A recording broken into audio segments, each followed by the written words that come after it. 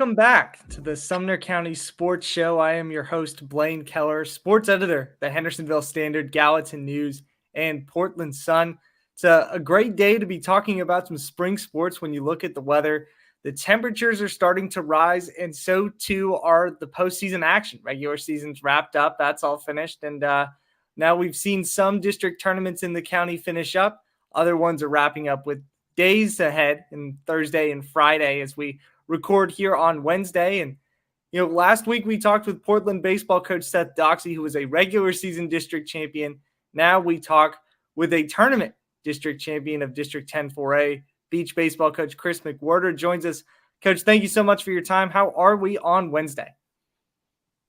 We're doing just fine, trying to figure out how to work computers.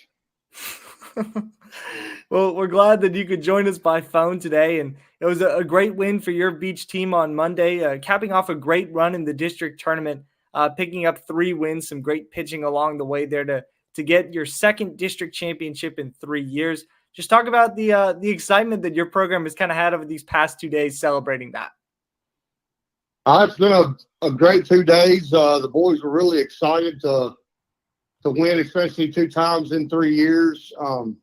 We've been playing really good right now. The team seems to be playing together, and guys are just excited for the next level we're going to. Sometimes in these district tournaments, and, we've seen it in other teams in Sumner County this year and in previous years, once you reach that district final like you guys did, there's those 2 games that come up in the championship. There's the first game, then the if necessary. Sometimes you see a team put a little too much pressure on themselves, drop that first game, and then have a lot of pressure mounting on that de facto district championship. Beech didn't let that happen, though. Big win on Monday, and made sure that you guys could rest your pitching, get everybody back to full strength if anybody wasn't for Friday's region tournament. Just talk about how locked in your team was, to make sure that if necessary game didn't happen against Station Camp on Tuesday. Yeah, they were locked in. First 2 games they knew they had to have. We threw, our 2 best pitchers coming into that Monday game. We knew we were going a little low on pitching. We knew regions were coming up, and the guys said we don't want to take this to an if necessary game. We've rolled the whole way, and let's just get it done so we can rest and then have a good days of practice. They really came together. I haven't seen a team like this locked in, from Beech in a long time, and they just they didn't want to go an extra day.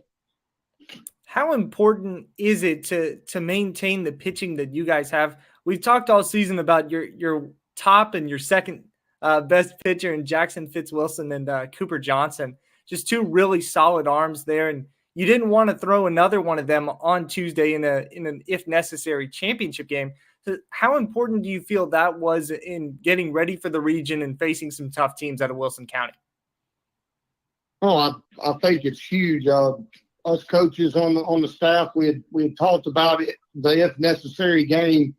How are we going to work that? We had Cooper Johnson. He was going to be live on Tuesday, and so we were going through scenarios in our head. Well, if he gets up to the 100 pitch range, we're already in the region. I know a district championship is what we're all wanting to get, but have him live on Tuesday pitch, and he might not be available till late in the region.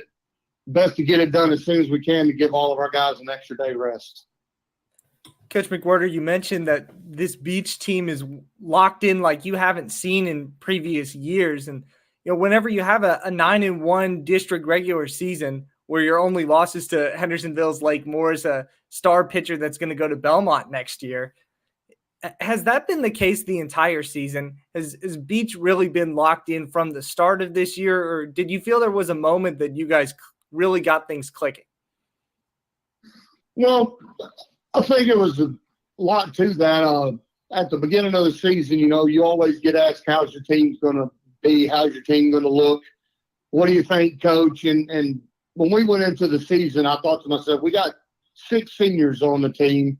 And out of those 6 seniors, we probably only have 2 that have regular playing time. So we went into the season with kind of a group of kids that have been there but not played in varsity quality innings. So what we did as a staff is we went out and tried to schedule the hardest schedule that we could possibly give to give them all the opportunities to see what they would be facing now. And I think that's really paying off for us is the amount of games that we played and the quality of opponents that we played. They could just kind of see what this situation is going to be for them. How did you feel that just the regular season schedule that you guys had? I know that there was a Mount Juliet game thrown in there, and I'm pretty sure you guys faced off against Oakland. I know you played Rossview, some really tough, TBCA ranked teams in that bunch. How did that really impact your guys going into those 3 district tournament games and taking care of business in all 3 of those? Well, we knew going into teams like Independence. We played Clarksville a couple of times, Mount Juliet, Rossview. We've played the cream of the crop, and the way we looked at it is those guys, I mean, they're good year in, year out. They're going to be what you have to see to get to where you want to go. And I felt like coming into this district tournament, they kind of smelled blood in the water. They knew that, they had gone through a great district regular season. They had played the best of the best, and they just felt like this was actually, believe it or not, just another game for them. Because every game we play, we try to treat it as a big game. That's a great mentality to have, especially once you reach this portion of May. But, Coach, one thing you kind of mentioned after we talked on Monday's district championship win for Beech is that you were really impressed in your offense and how they were able to pull hits throughout the tournament and kind of break this stigma, this scouting report that was created against them, that your team couldn't pull to the right side of the field. I was curious to see how you guys were able to break that this late in the season. If a team has something that maybe other opponents view as a flaw, typically you're not going to be able to correct that, at this point in the season, I feel like. Yes. I mean, this group has a great head on them, and we all trust each other.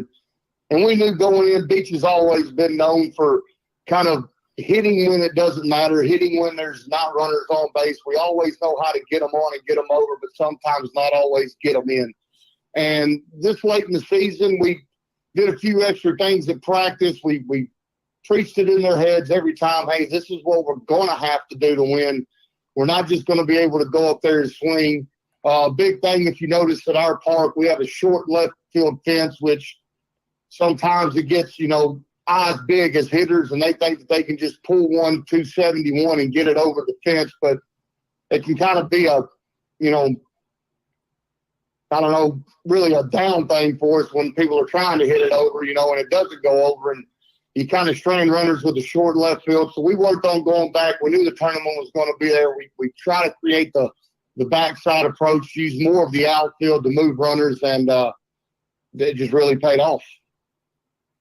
Wanted to switch gears with you a little bit here, Coach. Something else that we talked about on Monday was your experience as a minor league pitcher. Pitched 525 innings from 1999 to 2003, based on what I could find online. Started Davidson Academy before that. Was just curious to see if you could talk a little bit about your baseball journey as a high school player and as a professional, and how you landed at Beech.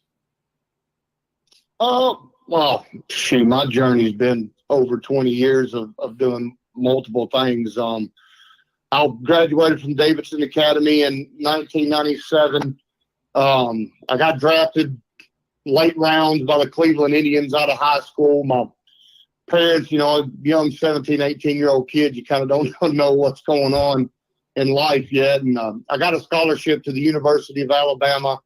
I went down there, played for a year and a half. I hate to say it, but the grades weren't too good for me. And ended up at Ball State in 99, and then ended up getting drafted by the Chicago White Sox, and that's where I got my 5 years in. As far as landing at Beech, Josh Corman, the head coach before I got there, I've always known Josh. Me and him had kind of gotten our start in coaching over at Pope John Paul when we were younger.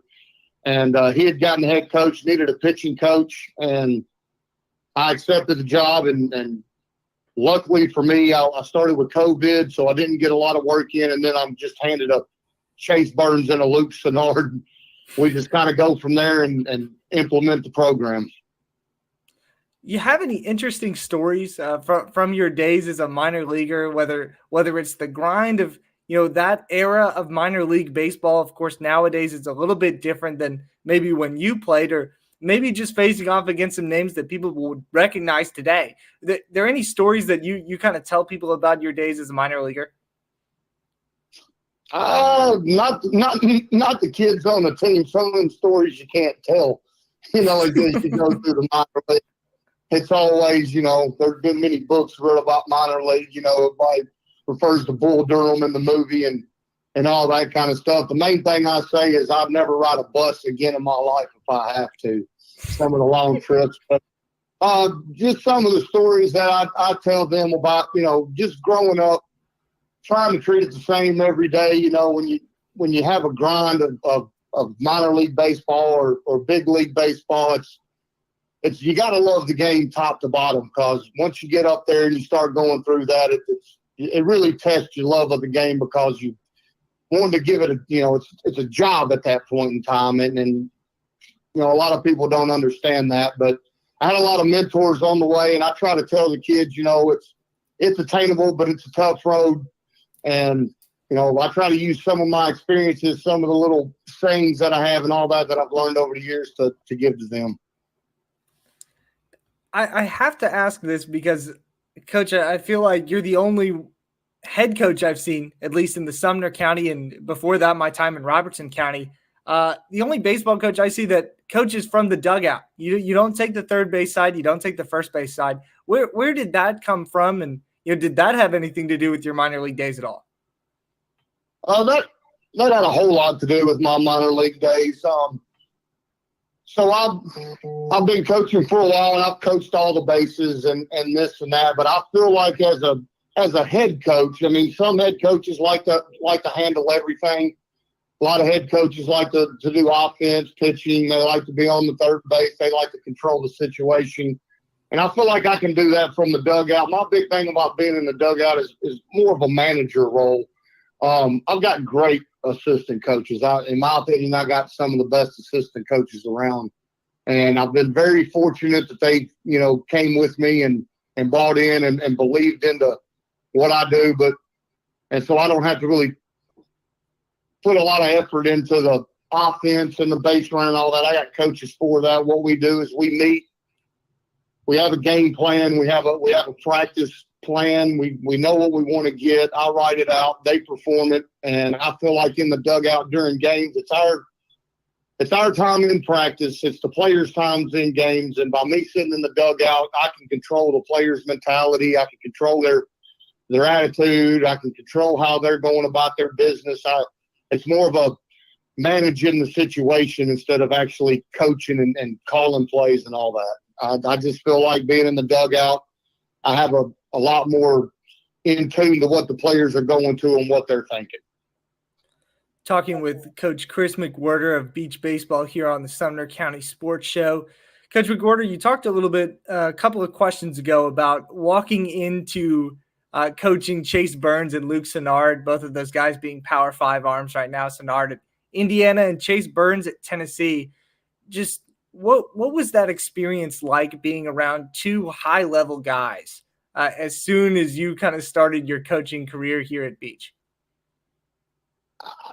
It's kind of a blessing because you don't get to ever see guys like that, and those two guys are top to bottom two of the best arms that anybody could ever coach. It's one of those situations where and both just absolute phenomenal kids.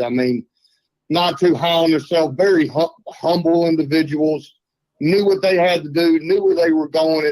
It makes it easy when you have kids like that, but just being able on a day-to-day basis to sit back and watch them and go through what they go through, and for them to be able to handle the fame that they had, and heck, the ballparks being packed every night. It was just a blessing to be able to know them too, to give somewhat of a wisdom that I had to them.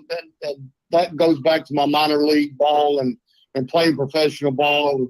Those guys have a chance to do the same thing. And, that was mainly a lot of the questions they asked me, what to expect, what wasn't really pitching. It was more hey, what can I look forward to here? What is this like? What do I need to do? So just being able, most people won't ever see those two together on the same roster to be able to coach that in high school. And so it's just been a true blessing for them to coach them.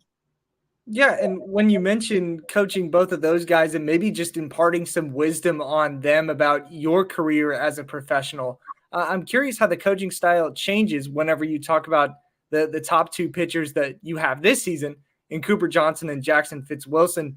How does that coaching style differ whenever you have those two guys that maybe aren't, we talked about it on Monday, maybe aren't at the same level as those two arms, but are still very, very impressive pitchers? I don't think the approach really changes all that much. I talk to everybody the same. I'm a little squirrely sometimes, they say, and sometimes I don't have a filter. So some of the things I say are they look at me kind of crazy, like, where did you come across what you just said? I'm like, well, it's time, and hearing some guys. And with those two, I don't really change an approach per se. Are they professional pitchers? I don't know. They control their own course, but with them, we just try to grind with them. It's been a long time coming with those. I've had those guys as freshmen. We work on pitching, mentality of pitching, not necessarily, hey, how are the bus rides? Hey, how did this go in pro ball? More of, hey, what's it going to take to get me there? So it's not necessarily different words, just different thought process for those four guys. Chase, Sonorden, Johnson, and Fitzwilson, so I'm referring to. One more, Coach, and then we'll get you out of here. Region tournament starts this Friday. It's a new format in the TSSAA to where you can drop a game and still make it to that sectional series, which is also a new format. Have you had a couple of days to look over how you're going to be playing, how you're going to be approaching these games in Wilson County and the teams that you're going to be matched up against? Yeah, we've gone through it a little bit. We're still game planning a little bit. We're going to had a light day yesterday trying to, get the hangover from winning the district tournament. We'll get back to work today on it. Their tournament got finished last night. I know we're going to face Green Hill at 4:00 on Friday, and Mount Juliet plays Station Camp at 7. We're familiar with both teams. We've already played Mount Juliet twice.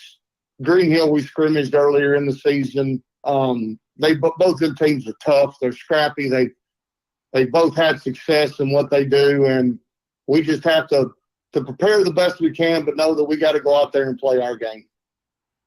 There'll be some fun baseball in Wilson County over the weekend if you can make it out there. Coach McWhirter, thank you so much for your time. We wish you the best of luck as the postseason continues, and congrats again on your district championship.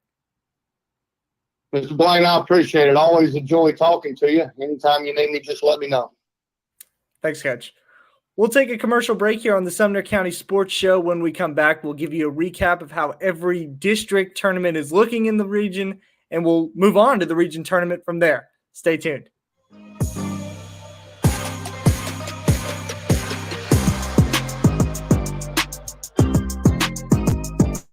Walmart Supply Chain is hiring in Lebanon. Earn up to $22.25 an hour when you join our new fulfillment center. Enjoy competitive pay and premium perks, including 100% paid college tuition, 401k match, flexible schedules, a free Walmart Plus membership that includes discounts, and free Paramount Plus, paid time off, and so much more. Fulfilling work starts right here. Text JOIN to 240-240. That's JOIN 240-240 to apply now. Tired of hanging lights every year? We get it. That's why Southern Nights is here to help. We install programmable lighting on your home or business so you can enjoy beautiful, customizable lighting all year round. No more ladders, tangled lights, or cold nights outside. We do the work, you do the celebrating. Call Southern Nights today and take the hassle out of holiday lighting forever. For a free quote, give us a call at 931-241-3074 or visit our Facebook page at Southern Nights. There is nothing better than drinking an ice-cold beverage while taking in a Nashville Sounds baseball game. Hi, I'm Stephanie Miller with Mornings on Main Street. The Nashville Sounds and Main Street Media Television have teamed up to promote Sunday Family Fun Day here at First Horizon Park, each Sunday home game. Just go to your favorite Main Street Media website and click on Sounds Main Street Media Day banner to register to win free tickets. And then we'll see you here at the ballpark.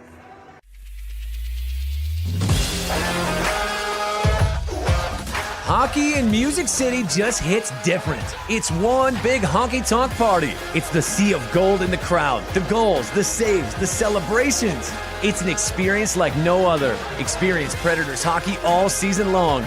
Visit NashvillePredators.com/season tickets and join the Loyal Legion today. That's NashvillePredators.com/tickets, and we'll see you at Bridgestone Arena. This is Chris Yao with Main Street Sports Today. Every show, Mo Patton and I welcome friends from all across the sports landscape, from high school coaches and reporters to national, college, and pro sports personalities. You never know who might stop by for a chat. AP Tennessee Sports Editor, three-time Tennessee Sports Writer of the Year 2020 TSWA Hall of Famer. She covers the Titans, the Predators, the Grizzlies, college football, and hoops. Please make welcome Teresa Walker. Former University of Tennessee, former Team USA Olympian, ex-Cy Young Award winner, R.A. Dickey. R.A., did I miss anything? Man, that was sweet. Yeah, I need to listen to that before I go to bed every night. That was nice. Has 5 sports Emmys. That's not bad for the other guy in Wham, Ryan McGee. The other guy in Wham married the best-looking girl, Bananarama, so the other guy in Wham had a pretty good life. From preps to pros, we're taking on the sports topics you care about. Tune in across Main Street Media social platforms at 2 p.m. or on demand on your podcast distribution platform of choice.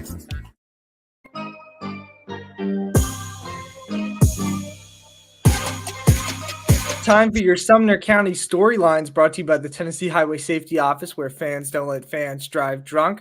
Start off by talking about the District 10 4A baseball tournament, which wrapped up on Monday. We just got done talking with Beech baseball coach Kris McWhirter, and of course his team won the district championship, and third-seeded Station Camp will be the runner-up in that district. They'll face off against Mount Juliet, as McWhirter said, in that region tournament on Friday. First region tournament berth for Station Camp since 2019. They've had a bit of an interesting year, started 12-0, and are getting hot again after a little bit of a lull in the middle of the season. And as we mentioned, Beech picking up those wins in order against 3 separate teams to win and take that district championship, their second in 3 years. The surprise of the tournament, Hendersonville, reigning district and region champion and a state tournament team from last year, see their season end early under first-year head coach Justin Martin. They lost to Gallatin, then Station Camp. Actually, reverse that. Station Camp, then Gallatin, and their season is done. But lots to celebrate for the Commandos on that side. Softball bracket 10-4A. I was at the winners quarterfinals yesterday. That first game between Beech and Hendersonville, which was already the surprise of the tournament. The 4th-seeded Commandos upsetting the regular season champion. I believe the final of that game was 12-4. Huge win for Hendersonville, which could lock up its first region tournament berth with a win tonight. If they beat Gallatin, that's their first region tournament appearance since 2016. Station Camp dropped one to Gallatin on the other side of that quarterfinal. Beech and Station Camp will face elimination tonight, but Gallatin and Hendersonville are on to that next round. On the soccer side, we've locked up our championship game, which will be held Thursday at Russ Plummer Stadium. It's Hendersonville and Station Camp. In case you were wanting any surprises, that is not the case. The 1 and the 2 will match up on Thursday, as I said. The Bison won that regular season meeting 3-1, a much anticipated one after the battles that they had last year. A couple of close games in that semifinal, though. Beech, which lost 3-2 to Hendersonville, and Gallatin lost 4-0 to Station Camp. Beech and Gallatin are eliminated now. But really, both of these clubs played much closer games than their first meeting against Hendersonville and Station Camp, respectively. As I mentioned, this is your last Sumner County storyline here. That region format stays the same for softball and for soccer, to where it's a single elimination. It's a one-game season in that region semifinal. If you win, you lock up a spot in the sectional. If you lose, you're done. But for baseball, it looks a bit different. Host side of the region tournament starts Friday. For Portland, they will be at Greenbrier after dropping back-to-back games to the Bobcats in the district championship. And for Hendersonville and Station Camp, it'll be at Mount Juliet. As I said, opposed to years past, you can lose a game and then come back on Saturday, win 2, and become that region runner-up for the sectional series, which is now a best of 3 as opposed to another one-game season. One more for you here. 2 Sumner County schools have been eliminated from postseason play altogether in all major spring sports. Pope Prep saw their softball, baseball, and boys soccer team, as well as White House, saw their boys soccer, baseball, and softball teams eliminated. Liberty Creek was this close to ending its first season without a region tournament appearance. The softball team upset second-seeded Creekwood in District 9-3A to stay alive. They beat Montgomery Central tonight. They secure a region tournament spot. So your Sumner County storylines, we're going to take one more break here on the Sumner County Sports Show. When we come back, stay tuned to hear about one heck of a softball performance this weekend.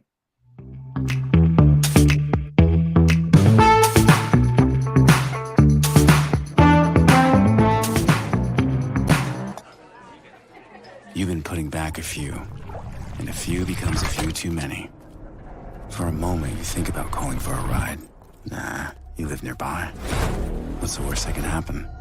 You get pulled over, your insurance goes up, you lose your license, you total your car, you kill someone.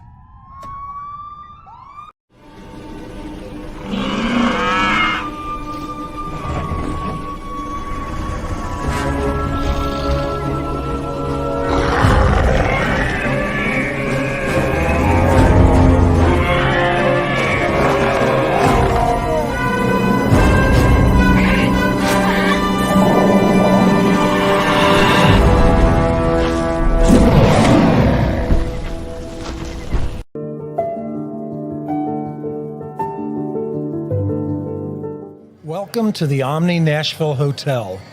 Urban elegance with a vintage touch. Our 800-room hotel opened up in the fall of 2013 with 746 guest rooms and 54 suites.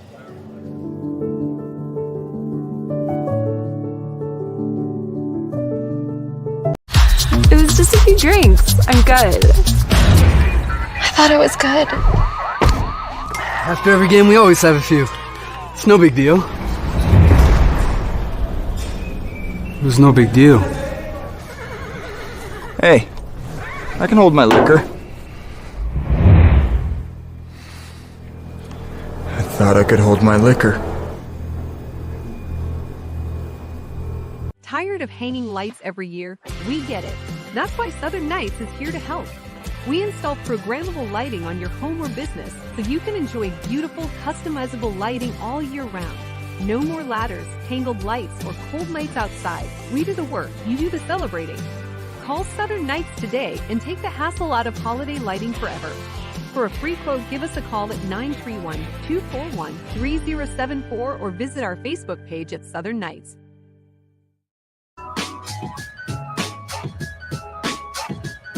Just one closing thought for you here on the Sumner County Sports Show, brought to you by the Tennessee Highway Safety Office. Westmoreland's Anna Creasy had an incredible game this past week, striking out 19 batters in a no-hitter in the District 6-2A softball tournament on Monday. She came back the very next day, had 3 hits, gave up just 3 runs against Watertown in the tournament. It was a 7-3 win. The Lady Eagles are 18-12 and getting hot at the right time of the year. If I'm not mistaken, they have locked up a spot in next week's region tournament, hoping to catch them at a game there. But that's all we've got. Thank you to Beech coach Kris McWhirter for a great interview today. We've got some exciting postseason action pretty much every day throughout the week. If you go to a school in Sumner County, you're going to catch something. We'll see you next week. Thank you so much for watching the Sumner County Sports Show.